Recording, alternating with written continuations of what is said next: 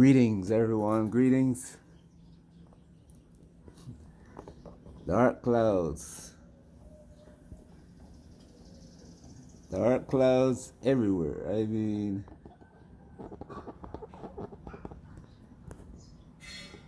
it's difficult trying to find one space, one blue space in the sky.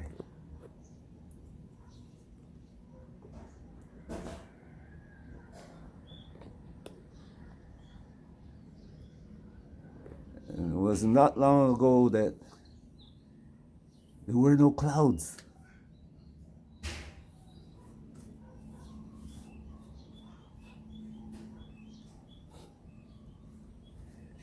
Just like what you see happening with man on the planet today.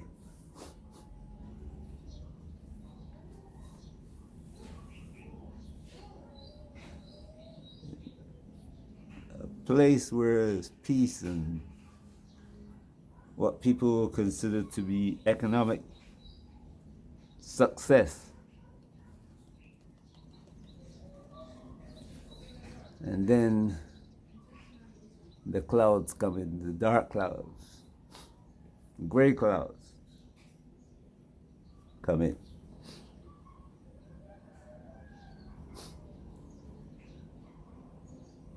And not always bringing rain. It's not always lightning and thunder and rain, but just blocked out everything. The darkness descends on you like a night.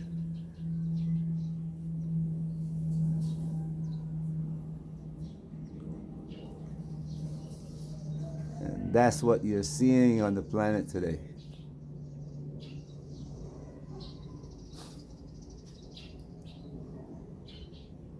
When America entered World War II,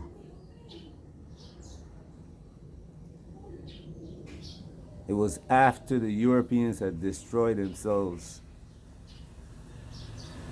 And it was time to bring peace to Europe.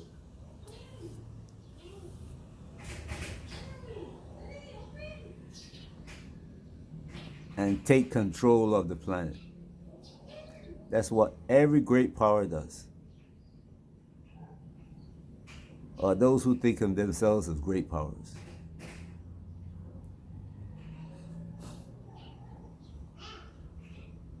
Then America began to plan the world in its image, in its likeness.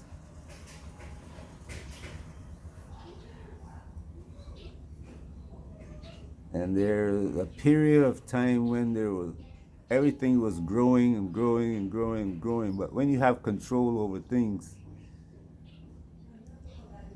and you only the means of control throughout your life is when you're a child and you're growing up, and you don't like something that somebody's doing. You watch the child and you'll see that they will hit that person. And if they hit that person, the person doesn't reply. If they don't speak up, and if they don't chastise that person. Chastise meaning correct. He will grow up to be a man, and every time he needs to do something, he will use physical means to get what he wants. And that's what our great powers do. Most start out with 99% of great powers started out with the war in the place, like America. The people who came from Holland, Denmark, the Dutch countries, they wrote something saying we came for religious freedom, but they didn't come for religious freedom. They came for the land. They knew this land existed. They had maps of the land.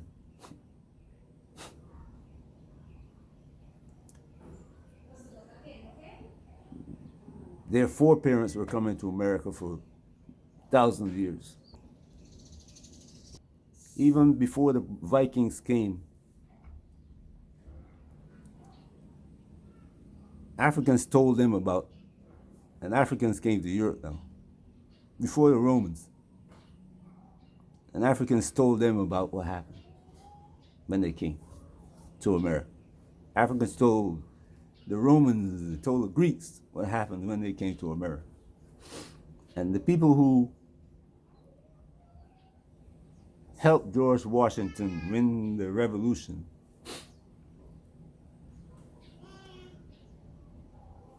are now getting paid back, demanding payback to keep them established in what the U.S. called the Middle East. You don't know this history because you didn't study it. Nobody taught you. But after the Revolutionary War, they wrote a letter to George Washington that says, you owe us. We helped you during your revolution to gain your independence. Don't forget. That's what I'm telling you. These things you don't know, because history, black people, she asks the black people, tell me about your family. They say, oh, we came from Mississippi. We came from Alabama. We came. Nothing before that. There are a few now who are saying, well, we were the original Indians. We are not from Africa. I'm not going to argue with them because it's already been proven that even the so-called Indians were African. And I told you about that river of travel where people move around the world. Today, that same river is happening. What happens that when you have that stick and you start to hit everything that you don't like, you create a problem like the U.S. did in the Middle East. They went for oil. And they say, well, we know we're going to displace some people. We'll just take the best, the most intelligent, people who got. And that's what they did in the beginning. But they displaced so many people, and then all these people came to Europe. And they say, well, we need the genes anyway because our genes are dying out. And if we mix up, we'll survive by that. But they offer the people who were subjugated, whose religion had kept them in check. That religion had kept them from going wild. And when they came to Europe, they can't handle that freedom. When a man comes to your school and says, look, you're free to do anything that you want in our country. That's what freedom means. Your parents can't tell you what to do. We, the government, are the only people to tell you what to do. And these young children of the parents that came from the Middle East and Africa, gone wild. Freedom. What they call freedom is the ability to do anything that they want to, when, how, where. And the government's losing control now, and they're saying, no, you're going to get rid of these people out of our country. But there are some people in the governments in Europe who are saying, no, we're going to leave them here, and we are going to leave Europe and go to Africa. And if you don't think that plan is in place, you better think again. All the Africans left. That's where you see the experiments with the biotoxin, the food in Africa. Bill Gates and his gang working on how to get rid of as many Africans as possible. And he is not ahead of it. He's working for somebody else. He's getting the blame, but he's working for somebody else. They said the stick, they want to get Africans out of Africa, that hammer. But now Africans are saying, nope, nope. Young Africans are getting rid of their old men who are allowing this to happen. They're standing up and they're scaring the old men. The old men are beginning to discover that even though they got an army, the young Africans are willing to die for their freedom. And like many, many good leaders, the best leaders have always come up and said, you have to be willing to die for your freedom. Malcolm X, Martin Luther King, Patrice Lumumba, Nkrumah, they all, that freedom, that they died to get the freedom. But the people who killed them are in power today in Africa. And if the young people don't get rid of them, we're going to have another generation of the same thing that they're having now. 3 generations going to fall into that trap. Another 60 to 80 years. And by the time that 60 years is over, all Africa is going to be enslaved.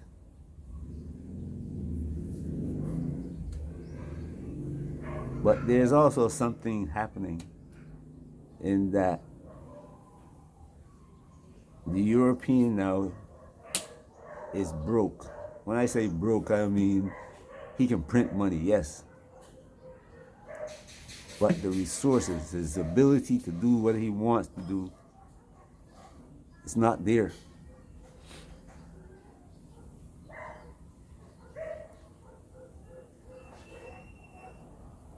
Everybody is challenging that big guy with the hammer. And they're not going head on at him. They're hitting him in the ankle, in the heel. And you gotta stand on your feet. You can't fight from a position laying down. But his ankles are being broken.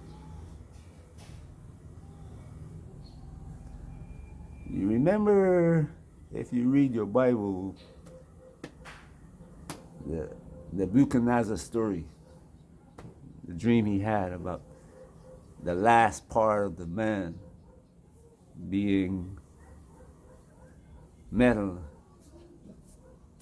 and clay, and it was his downfall.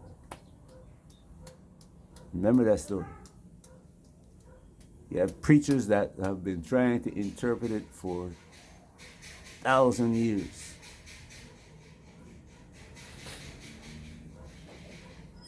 Now they have the interpretation. You need your feet to stand on. And when your feet get attacked, it's like metal and clay, isn't it? When the clay gets chipped away, there might be metal there, but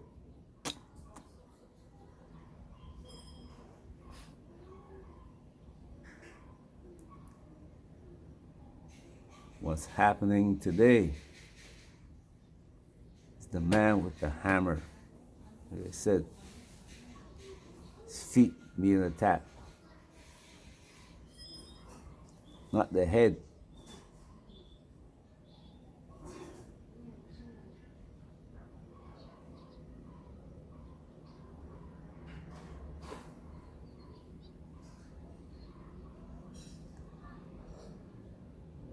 But the people who are moving to Africa, not knowing your story didn't begin in Mississippi. It didn't begin in London. It didn't begin in France, Paris, Amsterdam. It didn't begin in Rio. It goes back far, far, far, far, far.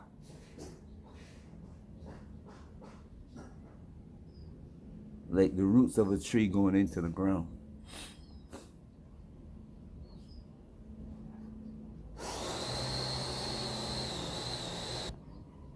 The African too gotta see his brother from across the ocean, from South Africa. The African in West Africa gotta see the South African as his brother. The African in South Africa gotta see the African from India as his brother.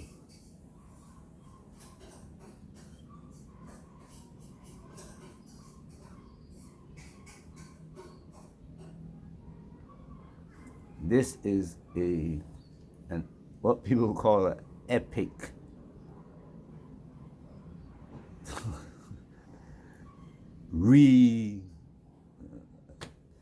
what was the best word to use now?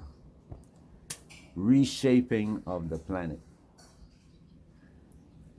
and its people. And it's not going to be the weapons. It's going to be the ability.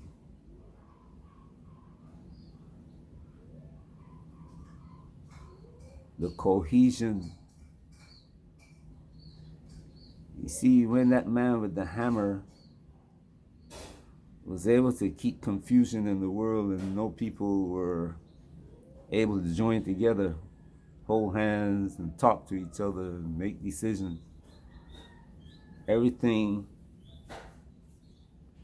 he controlled everything. But as soon as the family decided to sit down and talk, things are falling apart.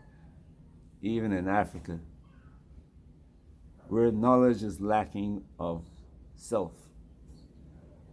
they begin to coalesce around each other, say, hey, this thing is, we have to fight together to get this thing. And the funny thing is that it is the youngest. The children shall lead us.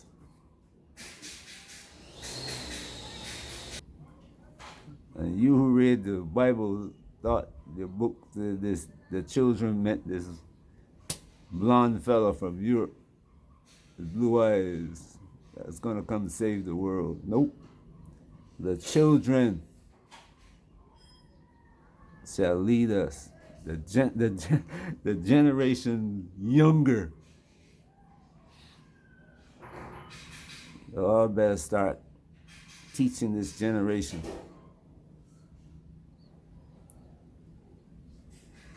Forget about your ego, your money. You're going to need the skill to rebuild. You better start teaching this generation quickly. Have a great day wherever you are. Peace.